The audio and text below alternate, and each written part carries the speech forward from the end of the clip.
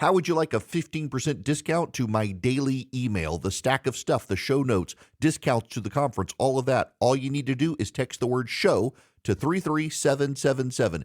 You'll get the annual subscription with a 15% discount to my daily email. You'll get the stack of stuff, the links to the show notes, discounts to the conference, and so much more.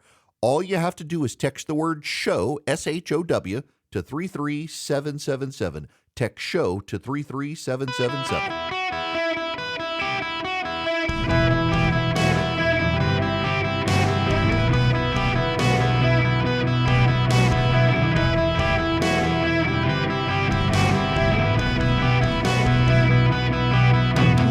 To the Eric Erickson Show podcast, Hour 3. I want to begin this hour in all seriousness with a movie recommendation. Any of you who are inclined to go to that thing we call a theater that we all used to go to and now not many of us go to, there is a movie that comes out today. It'll be there this weekend called Project Hail Mary.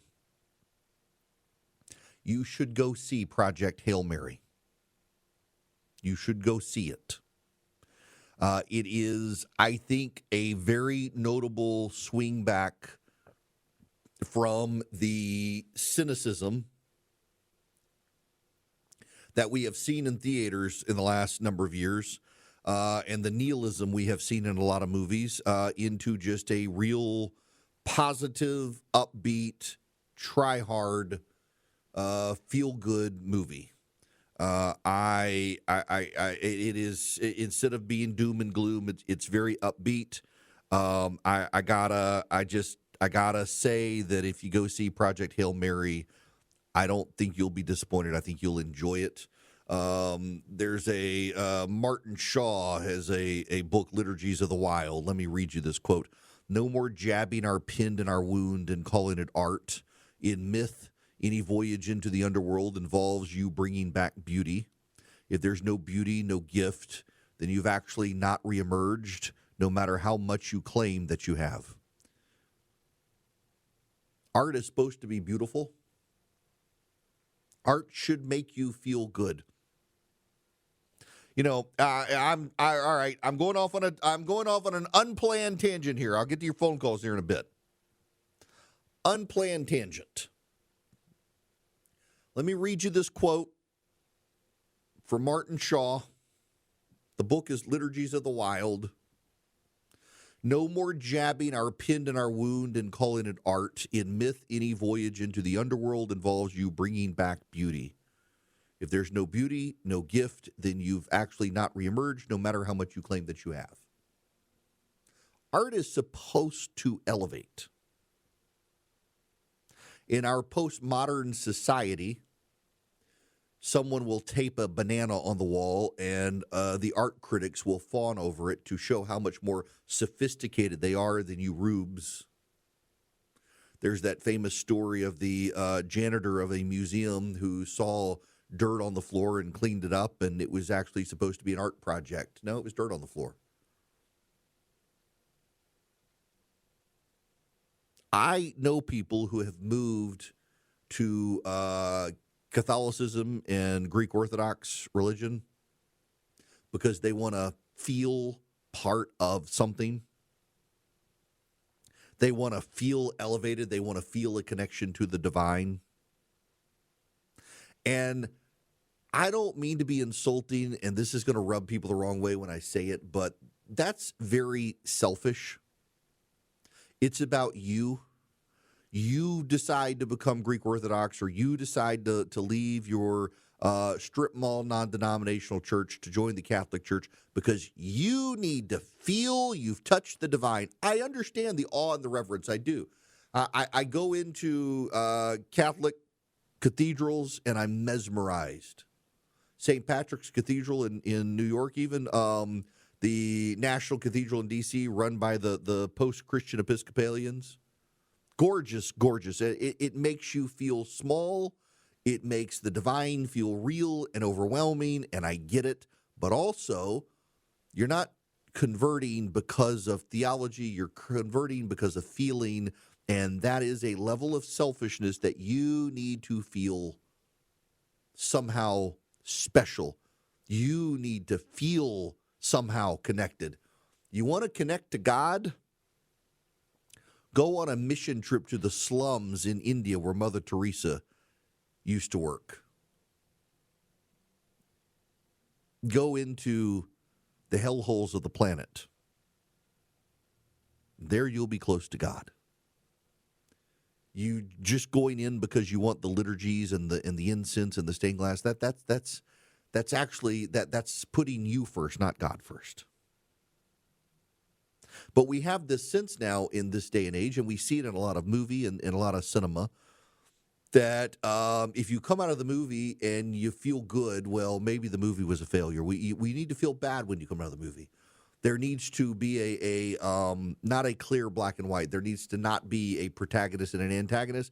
Everything needs to be real muddied. It needs to be real nihilistic. It needs to be all the good people turn out to be the corrupt bad people, and all the bad people wind up on top. And that's where a lot of Hollywood has been.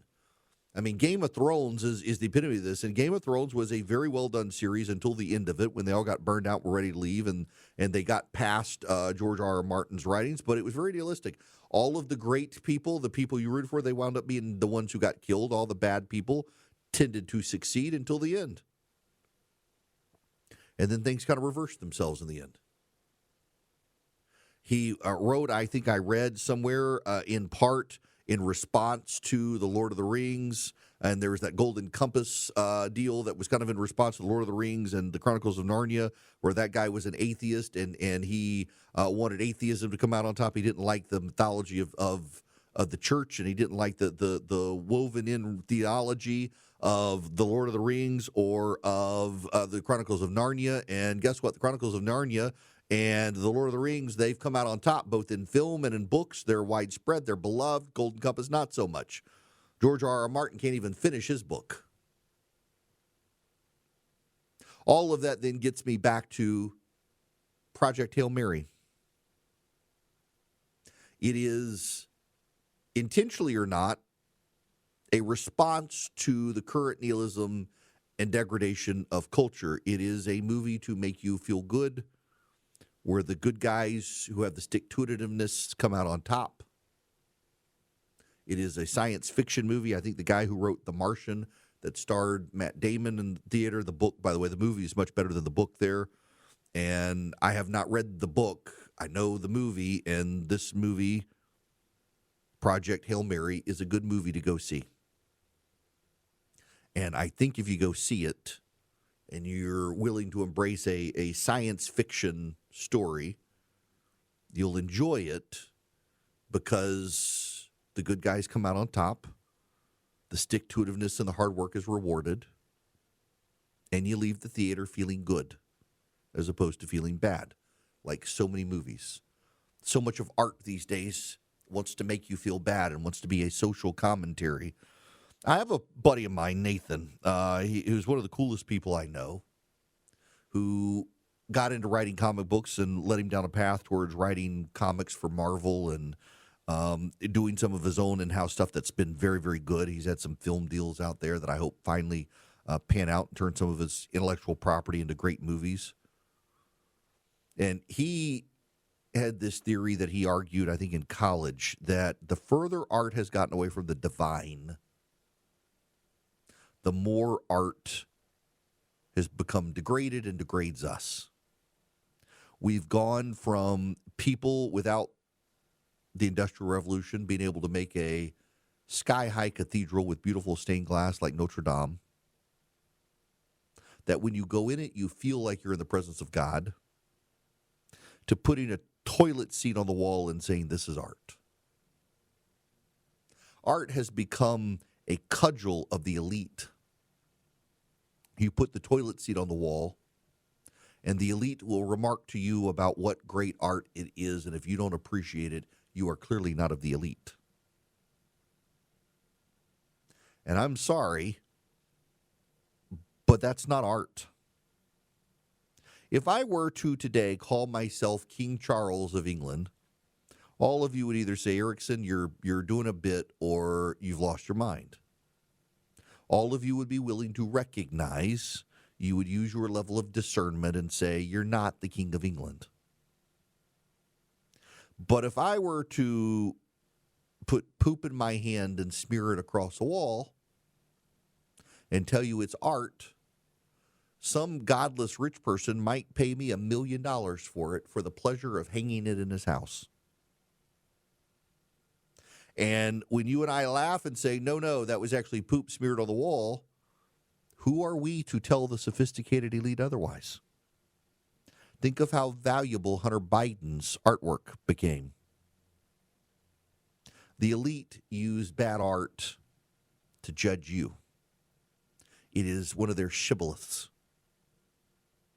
You show them art, it's not good, but they pay a lot of money for it, it becomes good because they're willing to put value on it, even though it's ridiculous. A banana taped to the wall, a toilet seat, dirt on the floor, a crucifix in a jar of urine.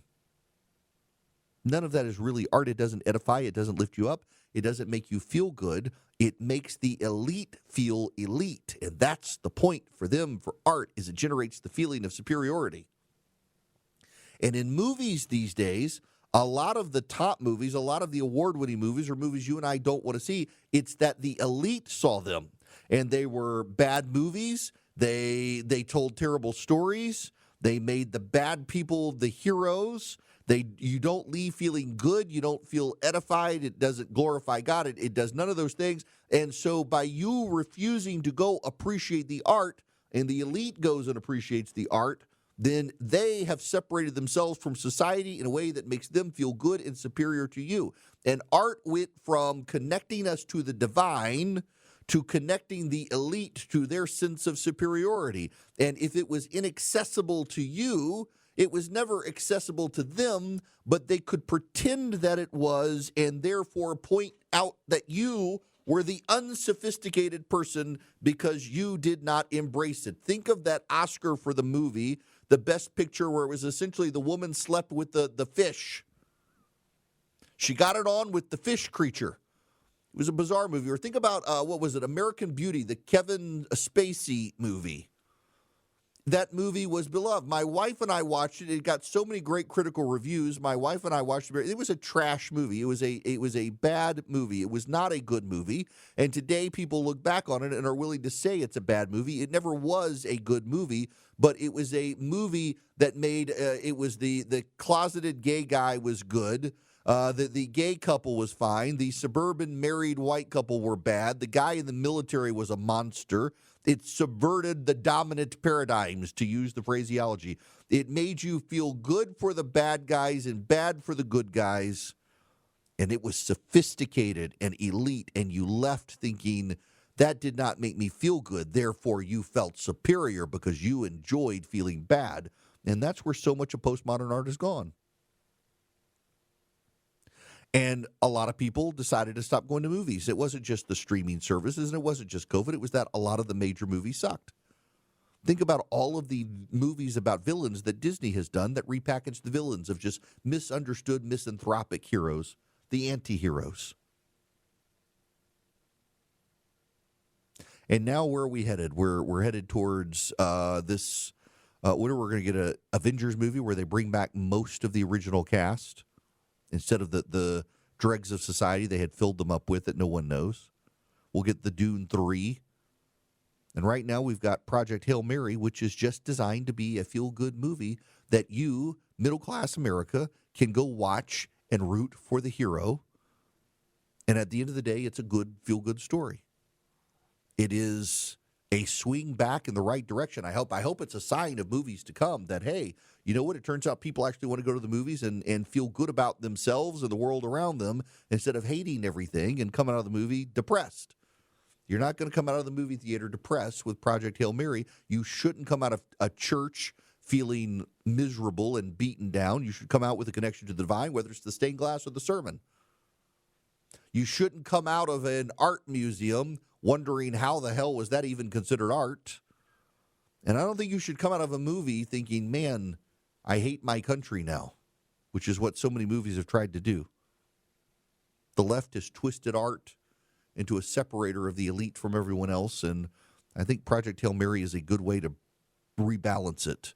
I didn't mean to do an entire 10, 15 minutes here on art and stuff, but man, I've had so many conversations with my kids lately on it. My son is just fascinated by how modern art sucks so bad, and perfect tie-in to mention, go see this movie this weekend. I have to confess, I am a betting snob because, I just, no offense, you stay at somebody's house and the mattress is like 15 years old and you sink into it, you get a backache. Same with my house. I don't like to have a mattress for more than 8 to 10 years, depending on the mattress. I'm a heavy guy trying to lose weight, and I discovered Brooklyn Bedding. I didn't want to pay $1 bajillion for a mattress, but I wanted a good mattress. I wanted one made in the USA. I wanted one with coils, and I wanted the Brooklyn Bedding mattress. It's one of the few mattress brands endorsed by the American Chiropractic Association for spinal alignment and back health, and they're 100% fiberglass free for peace of mind. Go to brooklynbedding.com. Use my promo code ERIC, E-R-I-C-K, at checkout. Get 30% off site-wide. The offer is not available anywhere else. It's brooklynbedding.com. The promo code is ERIC for 30% off site-wide. Support the show and get a great mattress. brooklynbedding.com. The promo code ERIC, E-R-I-C-K. Welcome back. It is Eric Erickson here. To the phones we go. Barbara, going to go to you next. Welcome to the show. How are you? I'm good. How are you doing? I'm great. What's going on? Well, I heard you covering the story that happened in Seminole County, Florida, and it hits really close to home.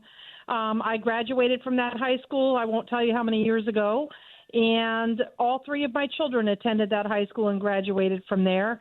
And what I wanted to just really underscore, because it's great that you tell where this happened, and for those who know, they know, and for those who are not familiar, it's just another place.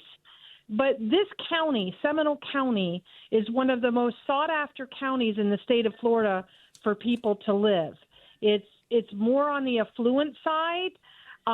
It has the best-rated schools, of which Lake Brantley is one of them in the country.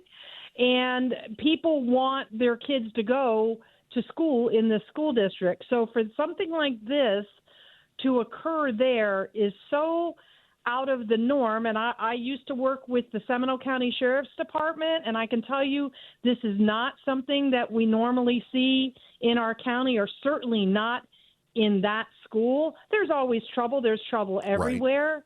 Right. But to this magnitude, and I think what this just really underscores for everyone is the damage that social media and the internet is having on the young minds in the world. Mm-hmm. When I went to school there, the worst thing that any of us did on that property is if you were spotted in the smoking section, smoking a cigarette or, God forbid, a joint, you were like a troublemaker. Now look where we're at. Now look where we're at.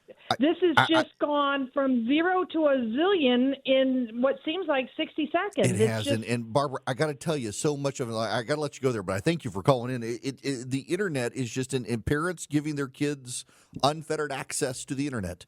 One of the girls' fathers said that she would be able to come home and not stay in jail because he had locked down the internet in their house. Oh, you should have done that before.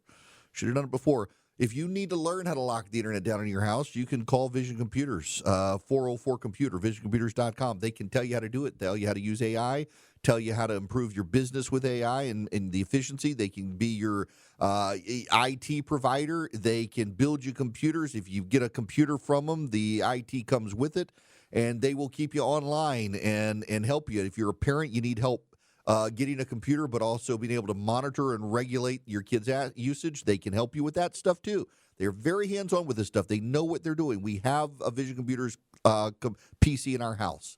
Call them at 404-COMPUTER, visioncomputers.com. Seriously, call Vision Computers today, 404-COMPUTE or visioncomputers.com. If you're a business and you can't afford an in-house IT guy, Vision can be your IT. And your employees that are having to talk to AI chatbots, like some companies, they get a special number they call 15 seconds or less. A human being answers the phone and helps them so your employees stay productive. Check them out today. Their customer service sets them apart. 404-COMPUTE or visioncomputers.com. I had a near-death experience a few years ago. I was given 24 hours to live, and at the time, didn't have a lot of life insurance and had to figure out where to go and what to do to get good term life insurance, take care of my family if something happened. Listen, y'all don't need to go through a near-death experience to realize you need to take care of your family. Go to SelectQuote.com today and start pricing life insurance. SelectQuote makes it super easy for you to take care of your family. If you're new to life insurance, you're not alone. SelectQuote makes it easy. For over 40 years, they've helped more than 2 million Americans understand their options and get the coverage they need. You can do it too. Life insurance is never cheaper than it is today. Get the right life insurance for you for less and save more than 50% at SelectQuote.com/Eric. Save more than 50% on term life insurance at SelectQuote.com/Eric, ERICK. Go today, get started, think of your family. SelectQuote.com/Eric. Welcome. It is Eric Erickson here. Let's go back to the phones. Greg, you're going to be up next. Welcome to the show. Eric, you were talking about Trump needing to finish this job. And if he doesn't, the 35,000 people who were killed recently is going to be nothing. Because if these people get back in control, trace phone calls, watch videos on YouTube, the retaliation against the people who assisted Mossad, their families. Mm-hmm. I saw a video of a guy with a real loud stereo blasting the sound of a drone to scare off the guys at the checkpoint. And they'll be able to trace where that video came. They'll be able to go on YouTube and trace all these videos. And the retaliation against the citizens is going to be unbelievable. I completely agree. And for Trump, as a guy who builds skyscrapers and golf courses, it would be the equivalent of a large building and not putting the windows in, or building a golf course and having no greens. So he needs to finish this job. Listen, that's so well said. The slaughter of the Iranian people by the regime, you all need to remember this. I am not making this up. You must remember this. You may not want to be in this fight in Iran right now, but we're there. You should hope it succeeds and encourage the president to do what must be done to finish off this regime. In Iran, the overwhelming majority of the people there oppose the regime. It's about a 10-to-1 ratio of those who oppose the regime to those who support it. You're talking maybe 2 million people out of tens of millions who support the regime. But those 1 to 2 million people who support the regime are the well-fed and the well-paid and the well-armed and the well-protected. And if we walk away from the Iranian people now who are calling in positions on their own government on who to target, who to blow up, who to kill, there will be hell to pay for those people. When people went into the streets demanding democracy a month ago, the Iranian government just opened fire on them. And those who survived the bullet wounds, who went to the hospital, if they were helped, the doctors and nurses who helped them were murdered or brutally assaulted, beaten, and raped. We are there now. You should want this effort to succeed. It is okay to say, I did not want to do this. It is okay to say, I wish we hadn't gone, and I think it's a bad idea. But we're there now. You should want it to succeed, given what will happen if it doesn't. That is one of the flummoxing things to me, to see the people who just they're ready to just throw in the towel and come home. You've got a tiger by the tail. You haven't defanged it or declawed it. You haven't killed it. It will consume you if you let go now, and it will consume a lot more than us. Let's talk about the op. I'm not a fan of everybody saying everything is an op these days, but it's hard not to see this. Joe Kent was being investigated by the FBI for sharing classified information before he quit. The President of the United States wanted him fired. Tulsi Gabbard declined to fire him. He quit in spectacular fashion and immediately went to Tucker Carlson's podcast. On Tucker Carlson's podcast, Joe Kent said that the Iranians were not developing nuclear weapons. What was the source of that? He said the Iranians said they weren't developing nuclear weapons. They had a fatwa against nuclear weapons. Within a minute of Joe Kent saying you can believe the Iranians weren't developing nuclear weapons because they had a fatwa, he talks about how they were within 6 months of getting nuclear weapons. Joe Kent, in the conversation with Tucker Carlson, said it was Israel that bombed a natural gas facility in Qatar. It was not. It was Iran. Iran took responsibility for it. Qatar pointed the finger at Iran. Joe Kent said it was Israel that did it. And before the interview was finished, Russia Today and other Russian-backed news services and Iranian sympathetic news services were running the clip that Israel had bombed a natural gas facility in Qatar. You can very clearly see the operation that is unfolding here and the meltdown from people. People have speculated maybe it's the Qataris who are funding Tucker Carlson. Maybe he's getting money from somewhere. I don't know. But when you see how invested the Russians are, it makes you wonder if the Russians are involved. A Russian philosopher, Alexander Dugin, who is one of Vladimir Putin's guys, is recirculating the Joe Kent Tucker Carlson interview. And anyone who questions Joe Kent points out he might ride a short bus. He's not a bright guy. They are vociferously attacked. How dare you question this patriot? He fought in the military. I'm sorry, you can fight in the military in the United States and still be an idiot. You can fight in the United States military and then turn around and hate the United States. Hello, John Kerry. Fighting in the United States military does not provide you a shield from criticism, particularly when you have decided to take the tact of anti-American agitator. And you can see everybody circling the wagons right now, like they're becoming very angry about this stuff. I have a theory. I believe that there are a group of social media influencers, podcasters, and others who, whether for money directly or subversively without knowing it, have been being funded by propagandistic voices from abroad, and they have been groomed to hate the United States and wish us to leave the world. They have been indoctrinated into isolationism, and it is profitable for them to maintain the party line. And it's suddenly fallen apart on them. This presidency is on the verge of causing Cuba to collapse. This presidency has ousted Nicolas Maduro, and on the way out of Venezuela, bombed a Hezbollah factory that was making drones for the Ukraine war in Venezuela. This president has gone into Iran and undermined Iran's capacity to make war. And all of these people are screaming and squealing like stuck pigs now.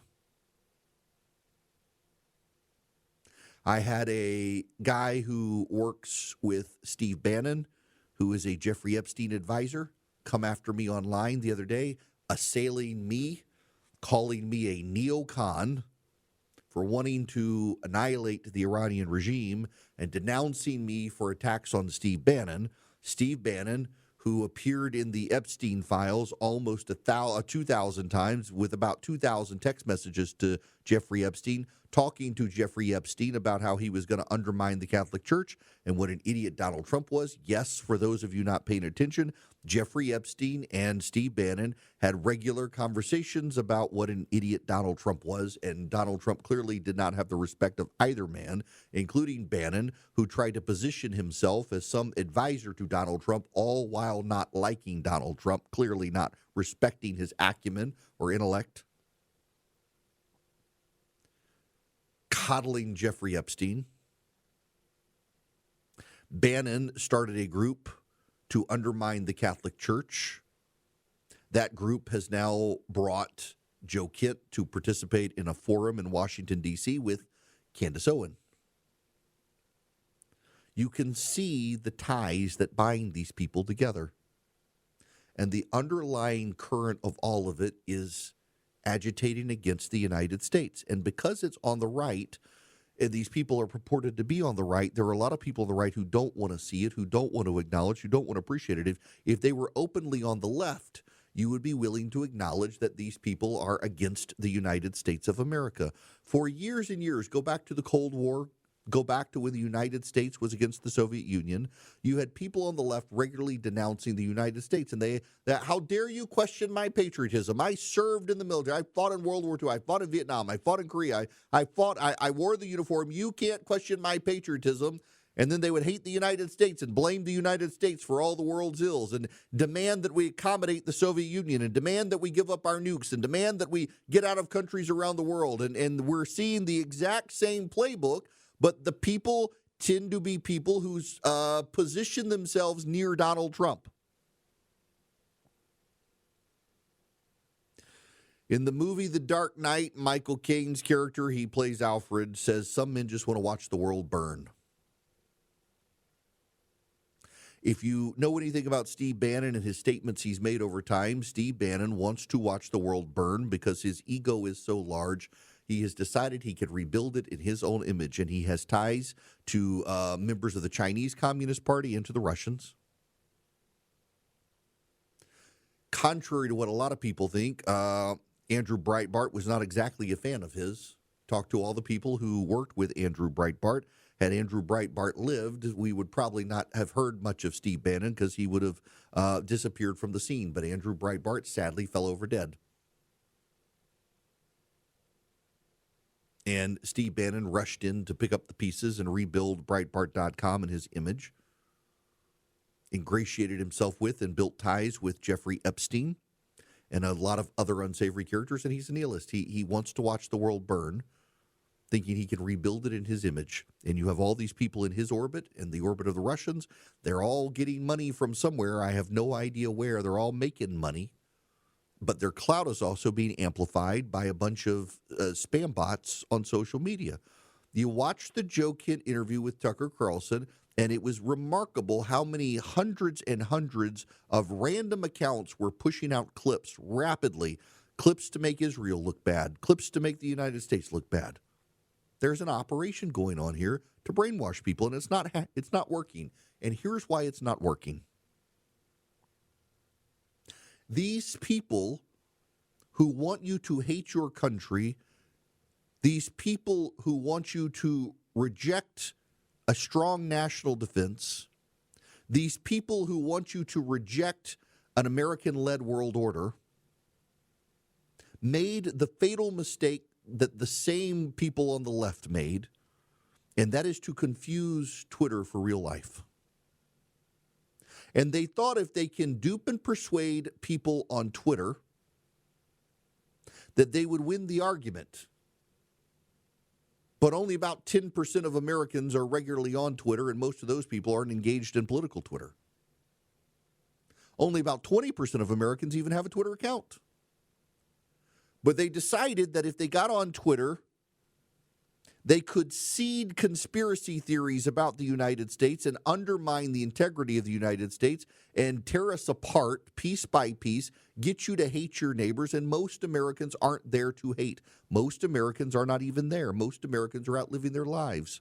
So they're not there for the Joe Kent conspiracy theories. They're not there for the Tucker Carlson and Candace Owens anti-Semitism. They're not there for Megyn Kelly's rants. They're not there for Steve Bannon. And those in their orbit have gotten very angry now. They are realizing they're failing.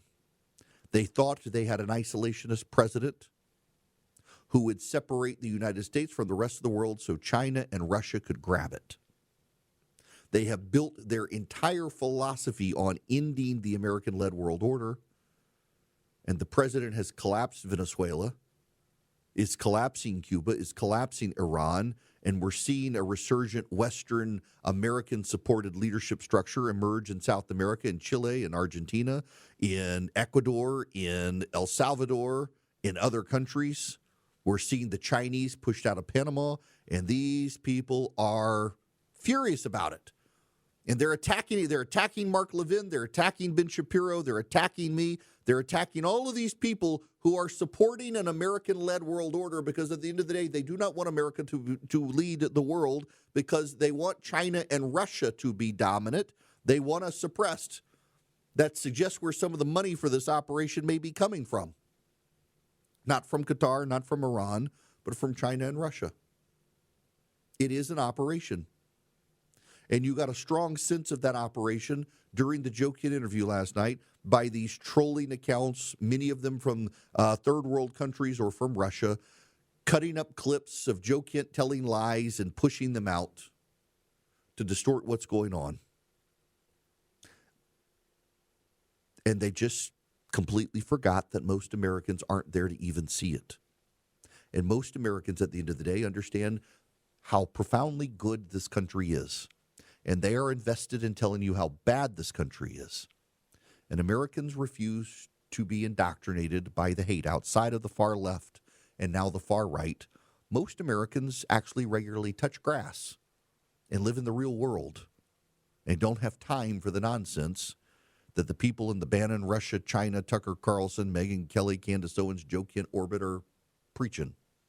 And I would just remind you, it probably was not a good thing for all of these people to get emotionally invested in the idea of a grand conspiracy led by Jeffrey Epstein, and then to have it turn out that one of his advisors was Steve Bannon.